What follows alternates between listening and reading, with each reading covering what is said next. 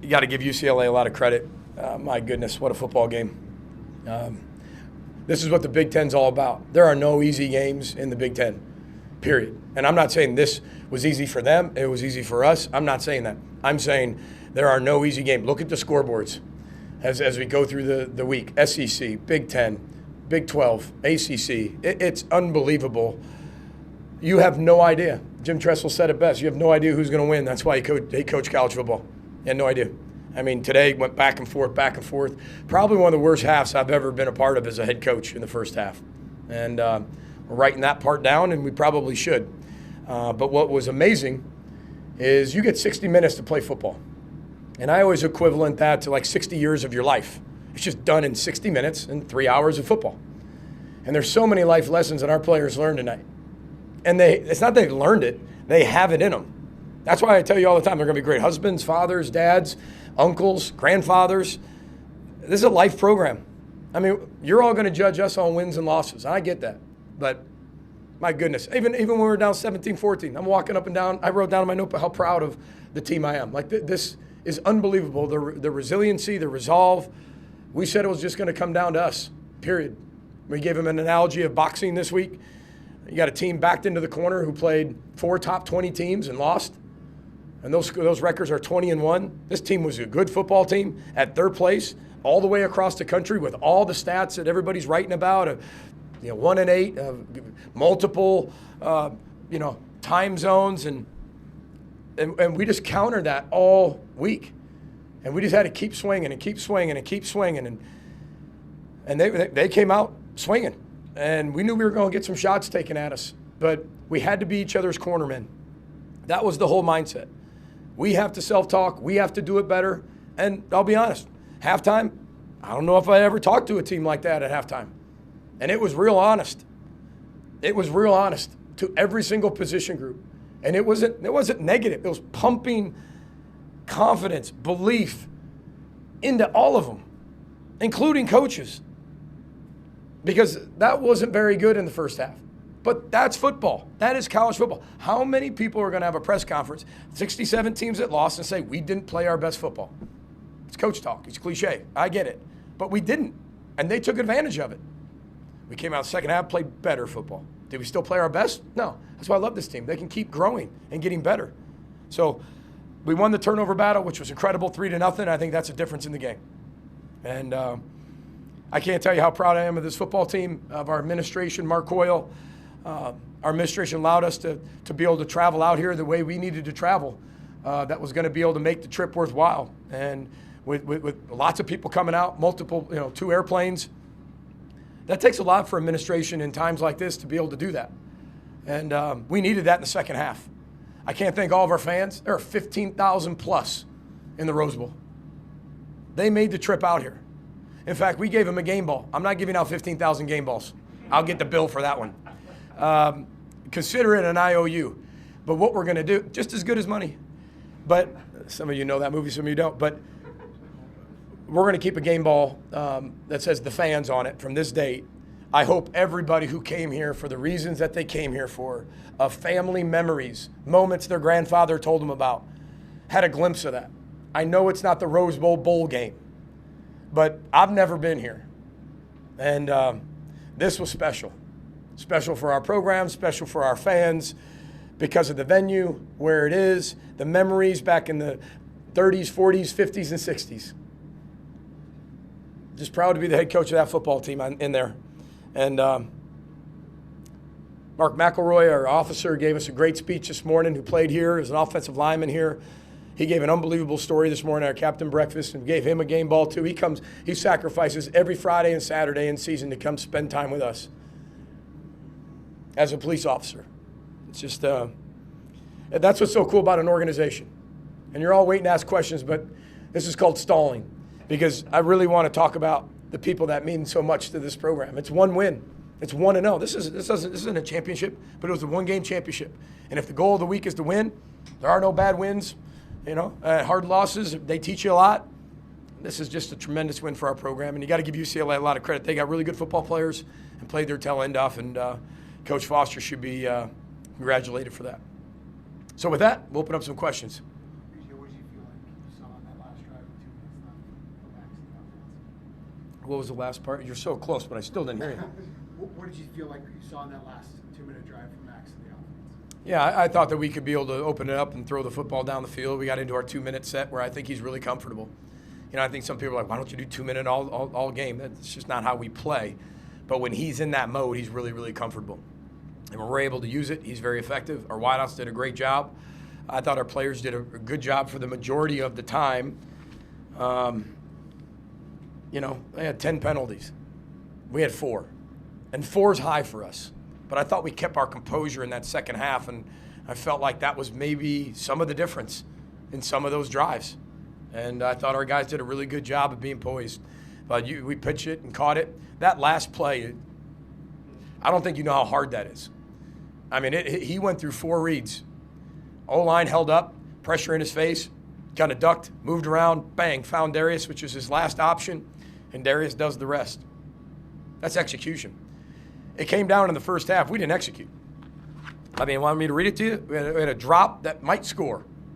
We have a false start on the second drive. Backed us up, couldn't get the first down.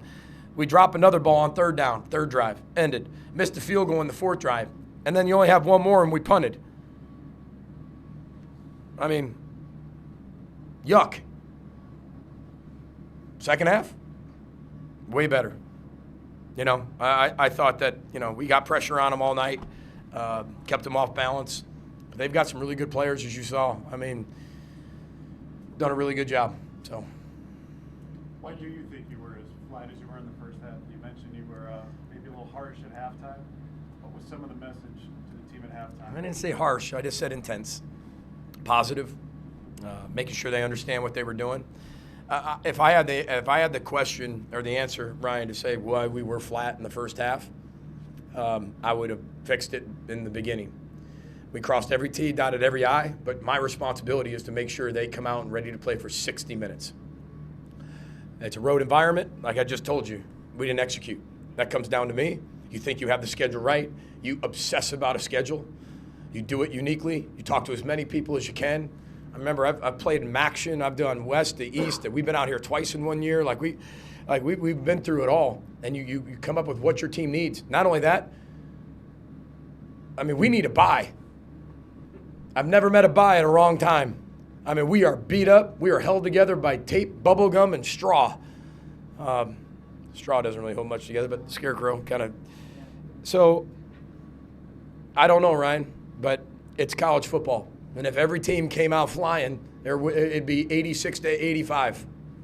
I mean, it's difficult to do, but our players overcame. And you got to give UCLA credit. I mean, they took it to us in the beginning, and we didn't capitalize on our opportunities. And again, that is my responsibility and my fault. And I'd tell you that if we lost, it was 100% on me. And I even told them intensely, positively, and believing in themselves, the exact same thing that is my responsibility. And I failed them in the first half. 84 yards of offense in that first half. What challenges did The first half's way less fun to talk about than the second half. what challenges did UCLA's defense present and their pass rush? I thought they had a really good package in the first half. Again, there are a lot of self-inflicted wounds, right, that we're going to have to fix because all I can control is us.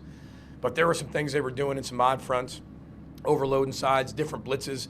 They pinned back their ears and came after us. They were able to get some negative plays. We put ourselves in a position with a drop, another drop, a penalty, which gives credit to the crowd.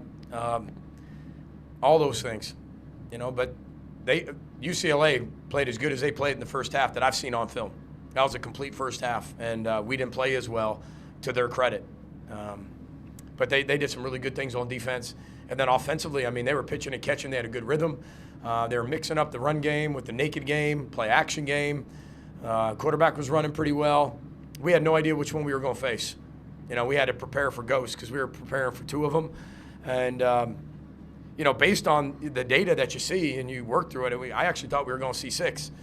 We always say, okay, if we had a bet, which one do we think we're going to see? We thought we were going to see 6, and I tell you 4 did a really good job all day.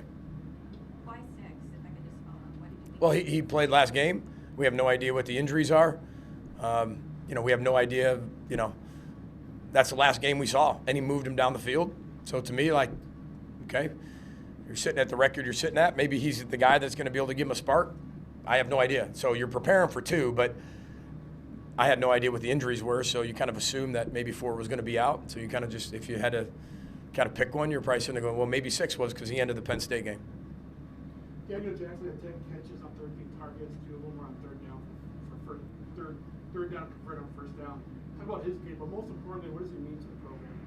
Yeah. I think Daniel Jackson's going to go down as one of the greatest receiver in Gopher history. You know, it's kind of fun because we have a lot of them in that top 10 now. You know, and I know we're known for running the football and what we need to do with our passing game, but he is the ultimate playmaker. You know, it's interesting because Tyler Johnson's here too. He made the trip. You know, he plays for the LA Rams, and Tyler's in here, and it's kind of fun when you have those guys keep coming back and being around the team. Daniel is able to make plays in the crucial moments under the pressure of the situation, and I think it's one thing to be able to catch it and do your job. It's another thing to do it at the pressure of the situation. You go back to last year's Nebraska game when he won it for us, what he's done this year for us. I mean, he's an ultimate playmaker, and he's only getting better. He's a great teammate. Over the last 2 years, I would say he's probably grown the most in his leadership and being just the best teammate he can be. That's all you can ask from him, and I'm really proud of him, and his family should be really proud of him in the Kansas City area. Take 1 or 2 more. BJ, what do you think of Coy's first interception? He's pretty good. Guys, that's what he does. I mean, that's what he does. I mean, I've never met a more confident person in my entire life. You know, even Hands 82 back in the day, not even close to the confidence he had. I mean, not even close. I've never met anybody like him. I really haven't. I'm glad he's on our football team. I've never heard anybody say when you go coach him too, I was like, I know. That's it. It says, I know. Like, all right, go get him, bud. But every chance he touches the ball, you're like, wow, what is he going to do with it? And he's got great eyes. He's got great feet. And I keep telling the story about the Army All-American game. I mean, people in practice were kind of like, okay, is he this? Is he that? He's kind of got beat by some of these guys. Dude, he's a baller. He's a baller. Now, is he perfect? No. Is he growing? Yes. Is his best football ahead of him? Absolutely. He's a young, true freshman. But I'm glad he's our true freshman. And I know this, the players love him. And it's very difficult to do because he's playing out there when some other guys aren't. And I remember when I was in high school and I got a chance to play on varsity as a freshman. And don't talk about yourself. I got it. But I remember there were a lot of parents and a lot of players who were probably upset that I was playing. Here's a freshman, and you got seniors and juniors, and nobody's upset he's playing. Nobody's upset he's playing well. That's what this team is. They connect, they grow, they want the team to succeed. Whoever's out there, they want to be able to have success, and they love him. Not only just because he makes plays, but the type of person he is. Final one for Coach. What does it mean to beat the LA schools in back-to-back weeks in terms of trying to recruit this area in the future? I'll be here next week. Ain't that right, boss? What's that song, California Dreamin'? I must have listened to that song 150 times throughout the week and even pregame. All the leaves are brown, you know? I mean, it's a mamas and the papas. Am I right on that? I'll be listening on the way home too. It's huge for us. We're a national recruiting base. And when you think about the state of Minnesota, with all due respect, Bob Motzko is going to love me for this comment. That is the state of hockey. That's what we call ourselves, the state of hockey. And we have to go outside of our state of Minnesota. We take care of our in-state players. We're having more players commit to us in the state of Minnesota than we ever have, especially in the top 10. Even Coy's an example. Coy could have went anywhere in the country, including anywhere in this state. But we're a national base because of our coaches' connections of where they are. And we turn over coaches a lot because I want them to go accomplish their dreams. But now we've got some connections in this area. Just like when we were recruiting Las Vegas and we were getting guys like Jordan Howden to walk on from Las Vegas, who's now starting for the New Orleans Saints. Like, this is a huge area. And now that we have the Big Ten platform from coast to coast, we're going to be out here an awful lot. I love California. It's a longer flight, costs a little bit more money, but there's a lot of good players out here. And I'll be back here next week and really look forward to the guys we're going to see. So it's good to be able to get those 2 wins, especially like last week and this week in the state of California. That helps us a lot, especially in the LA area. So I can't thank everybody for coming out, our fans, our donors, our boosters. What a special evening for us. What a great comeback. Row the boat, Sky Mile. Go Gophers. Thanks for everything.